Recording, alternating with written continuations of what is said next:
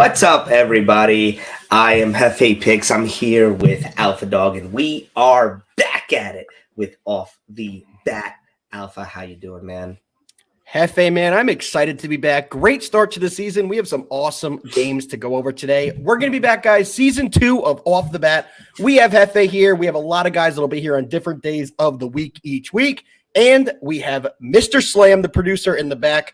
He's in bed, not going to show his face, but he's here. Anything you want to say to him, drop a comment. He is here. Hefe, amazing first weekend. Our Yankees look pretty good. What do you think at the start of the season? I think the Yankees look great. I'm more impressed, and I think it's way more important to be impressed with how the pitching is starting out.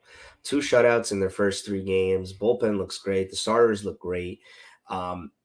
I'm impressed. The players that need to be hitting are hitting, and we know that that's going to continue. The weak point for the Yankees is definitely the rotation, the pitching, and it's looking fantastic so far. We shall see. Great start from Brito. He looked great in spring training. Looked great to start it off. But Hefe, first game we have today is in an hour. The people are here to hear our analysis. You guys want to dive into the first game? Mr. Slam, cue it up, and let's dive right in. All right, Mets Brewers, 2 o'clock first pitch, little day game to get the week started. Mets got out of their first series with the Marlins winning 3 out of 4. They look great. They look like a good team. Marlins not going to be the best team this year, so I think the Mets did what they had to do. While the Brew Crew took care of business against the Cubs, winning 2 out of 3 there. They're 2-1. We got Carrasco on the mound for the Mets. We got Freddie Peralta on the mound for the Brewers. How do you see this one going, Alfred? Man, let's start it off here. Freddie Peralta, which version we can get of Freddie this year? He can either be an electric ace or he can be someone who gets hit all over the park. This Mets team has been impressive to me. I know they lost 1 game this year. They're coming in 3-1, but the bats have been good. Marte's hitting 357. They have guys like Kanya hitting 308, and they've hit some home runs already. They have a couple on the year. To me, the Mets, another Mets spot here. I'm going to be over the Mets a lot early this season. I'm taking them at the -102 as the dog on the money line, and we're going to start this day with a big win. What do you think of game 1, Hefe? Yeah, I'm with you on the Mets. Impressed with their rookie catcher, Narvaez. How do you say his last name? Narvaez. He's batting .429, 3 of 7 so far this year. He was a top prospect coming out, so he's a guy that the Mets really need. Marte's batting great. Alonso's doing what he has to do. Who won the batting title again last year? McNeil? I believe it was McNeil. He's batting fantastic so far. Mets are doing great. Brewers are kind of that middle of the road team. Are they going to be sellers this year? Going to be buyers this year? Reports saying that they might be sellers. Who knows? So I'm going to take the Mets here to win it early. Let's get it. What do we got for game 2, man in the back? Giants, White Sox. This one is also an afternoon game. Couple Monday afternoon games for us today. This one's a 3:10 Eastern Standard first pitch. DeScalfini going for the Giants. Michael Kopech for the White Sox. What do you think here, Alpha? Giants 1-2. They lost to the Yankees. 2-3. White Sox 2-2. Had actually a pretty nice series against the defending champions, Astros. What do you think about today? Yeah, absolutely. What have we seen from the Giants in the first season? I know we saw all the games because they played our Yankees, but the bats could not get going. They were shut out in a couple games, and they really could not get a lot of runs early. This one, I think, is a good total spot. I'm taking the under 8 here. Kopech's a very good pitcher. So is DeScalfini. DeScalfini is another guy where we're hoping to see a good version of him. He's a guy who can get 2 sides of his game, but I do think he's going to show up here. I love the under 8, one of my favorite plays today. Hefe, what are you looking at in this one? I'm looking at this Giants lineup. And only one batter, their catcher Perez, has ever faced Michael Kopech ever in their career.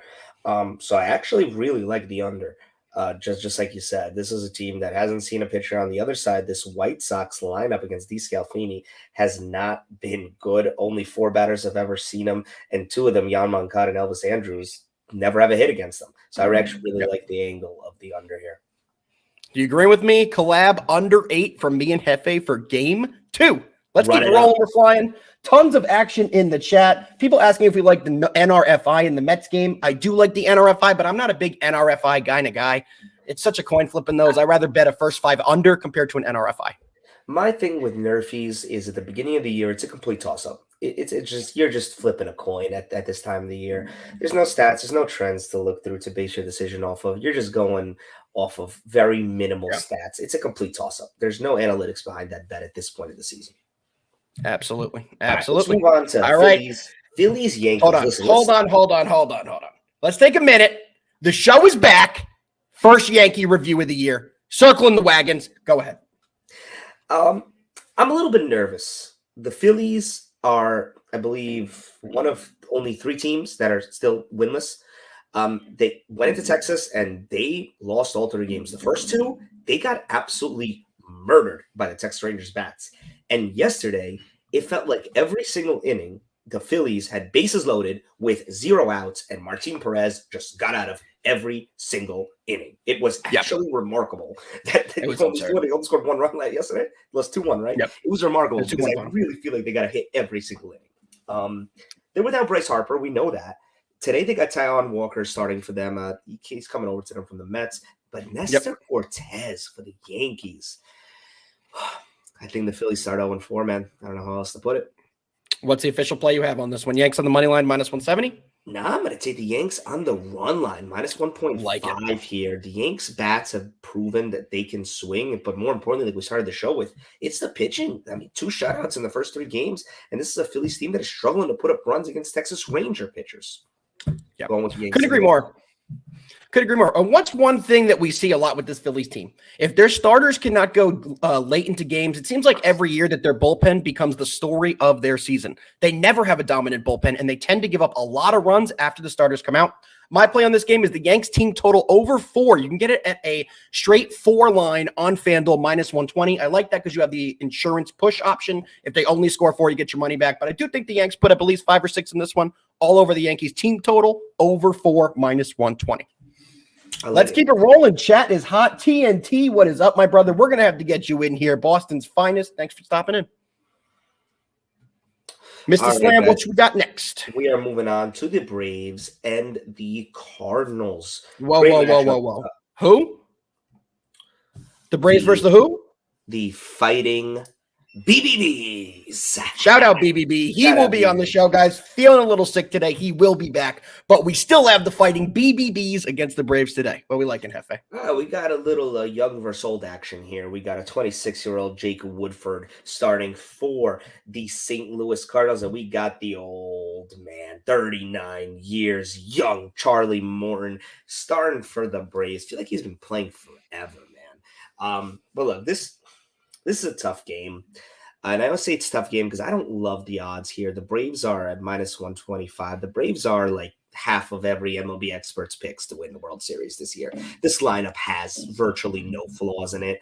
If their pitching stacks up to how it should be, they're going to win 100+ easily. This lineup is impressive, to say the least. Couldn't agree more. What do you think this game goes like, Alpha?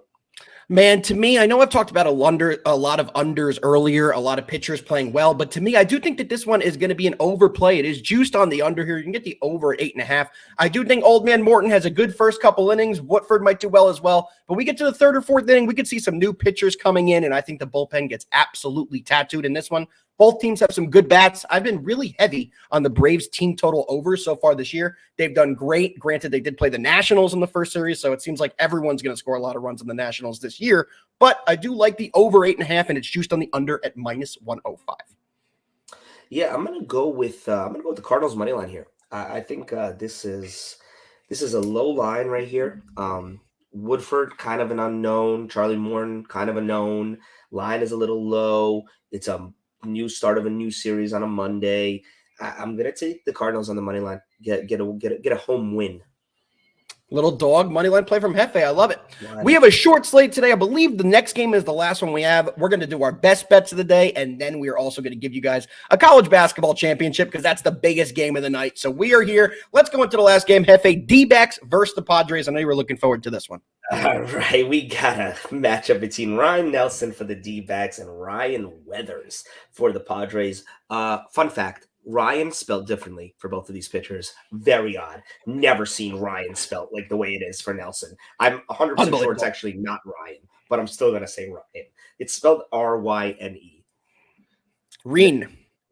No, we're gonna call Brian anyway. Diamondbacks 2-2 this season, as the Padres are 2-2. But I'll tell you, the Padres 2-2 is much more disappointing than the Diamondbacks. Padres started the year off against the Rockies. They actually started the year 0-2, lost their first 2 games, have now won their second 2 games, and I'm gonna roll with the Padres. Roll. Xander Bogaerts looks great for them. This is an absolutely frightening lineup. Can you imagine when Tatis is back? Well, how long until he's back? Still unsure. Still unsure. He should be back by the first half, though. Yeah, that's going to be a scary lineup to face in the middle of that order. That I don't, whichever way they do it, 3-4-5 or 2-2-3-4 with Soto, Xander Bogaerts, and Tatis. But I'm going to take the Padres tonight, -140 on the money line. Take care of business against the D-backs. How about you? Man, I am on the opposite side here. Shout out the Mexican Jew. Welcome back. Always a fan of the show. He is also riding with me on the money line at the +125. I do think Weathers is going to get hit here, and the D-backs do steal game one. I think the Padres win the next two. Looking forward to that one. But in game one of this series, I am all over the D-backs on the money line +125. Let's get it, Mexican Jew. All right. Is that all we have? Do we now have to go to the greatest segment of all time? The greatest segment of all time. Best bets, Garrett Cole to Kyle Higashioka. It doesn't stop. With that being said, best bet number one, New York Yankees, team total, over 4. Absolutely love that play. Second best bet, guys, we're doing the dogs. We're taking the D-backs on the money line at +125. Those are my 2 favorites on the day. Third one, I'll give you the Braves Cardinals over 8.5. Those are my top 3. Hefe, give the people your best bets. I'm gonna roll with the Giants White Sox under 8 as numero uno. I'm gonna take the Yanks on the run line -1.5 at +125 odds as numero dos, and numero tres is the New York Metropolitans to start off our Monday morning with a money line victory at -105 odds. Love it, love it. And we have the bonus. I don't think Mr. Slam has a graphic in the back. If he does, he's unbelievable. But I don't think he does. We're going to championship bets. I know Mr. Slam started the music a little early here. But championship bet, I'm taking UConn -7. I don't think San Diego State could score with this UConn team. Too good on the interior and too good from 3. Hefe, what do you like? UConn has been the most balanced team of the tournament. Their average win is 15+. SDSU is a great story. They play great defense, and they've gotten here from their great defense.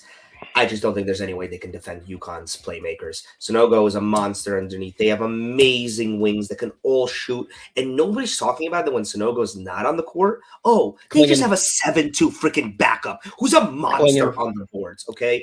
This team is so balanced. I just don't see a way that SDSU can compete offensively. They might be able to defend, but SDSU might score like 45 points. It seems if they can't hold a team to under 65-70, they're not going to win the game. And I think UConn scores around 80 in this game. So to me, that's going to be the difference maker. Boys, we will be back tomorrow at 1. Amazing to be back. Thank you, everyone, for tuning in. We still have 100 people at the end all the way with us. We appreciate you guys. Hopefully, BBB will be feeling better tomorrow when we get the first Fighting BBBs review from BBB tomorrow. Thanks, everyone. See y'all tomorrow, baby. Let's go, UConn. UConn by double digits. Let's go, Yanks. Let's